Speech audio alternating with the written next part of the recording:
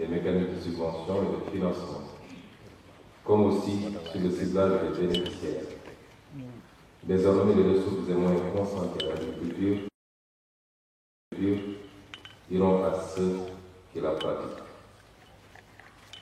Nous nous y engageons à partir de cette campagne agricole 2024 qui doit être marquée par l'amorce des ruptures en matière d'organisation et de procédure.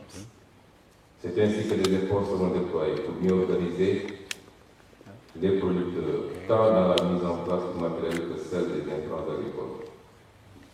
Ce nouveau dispositif organisationnel va se développer au-delà de cet hivernage à travers le processus de digitalisation du système de distribution des intrants agricoles et de sécurisation par les forces de sécurité et de défense. Dans cette perspective, seront organisées des sessions de renforcement de capacité sur les nouveaux schémas de financement du secteur agricole. À terme, des mécanismes innovants de financement comme le crédit bail pour l'acquisition du matériel agricole et le nantissement des stocks seront instaurés dans les banques locales domiciliataires des ressources de l'État sous couvert de la garantie souveraine ou des fonds de garantie mis en place par l'État. Mesdames, Messieurs, cette approche innovante permettra de réguler les marchés, d'assurer un prix rémunérateur aux producteurs et de garantir le remboursement des prix. Comme corollaire à ces mesures, une approche chaîne de valeur va assurer les débouchés aux produits agricoles à travers la promotion par l'État du Sénégal de champions nationaux pour la transformation, la conservation et la commercialisation des produits agricoles.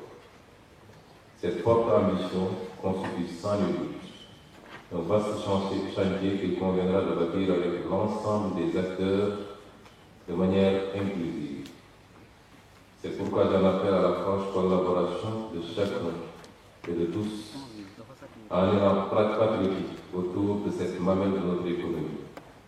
Un Sénégal uni, souverain, juste et prospère, conforme à la vision du président de la République, son Excellence M. Bassirou Diomaye Diakhar Faye.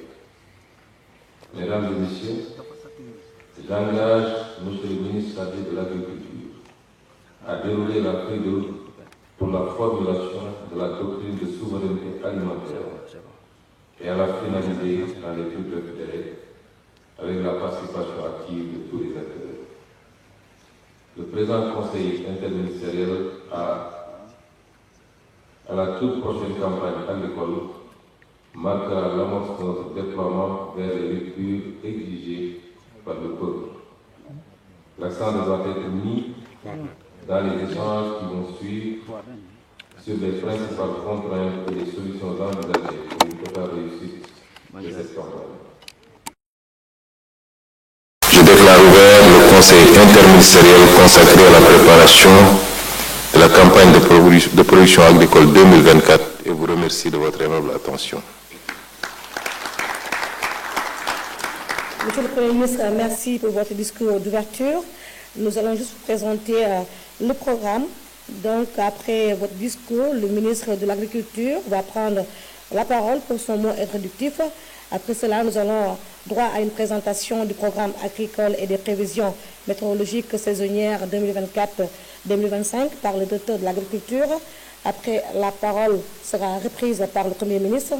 Après cela, nous avons des interventions des acteurs qui sont là, des champions de l'agriculture, composés des opérateurs et de l'ensemble des acteurs. Chers invités, permettez-moi de remercier d'abord Son Excellence le Président de la République, le Premier ministre, pour la confiance qu'ils ont en moi pour me désigner ministre de l'Agriculture, de la souveraineté alimentaire et de l'élevage.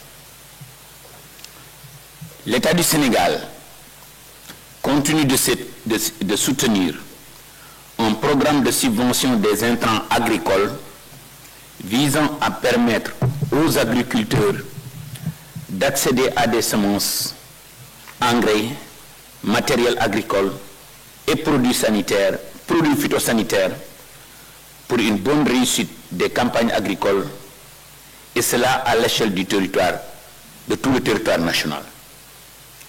Le programme de subvention du Sénégal implique une prise en charge de l'État et de toute ou une partie du coût d'achat des intrants pour les producteurs. Ce programme est en vigueur depuis plus de 20 ans. Les principales mesures identifiées pour garantir le succès de cette campagne hivernale pourraient être résumées par le suivant.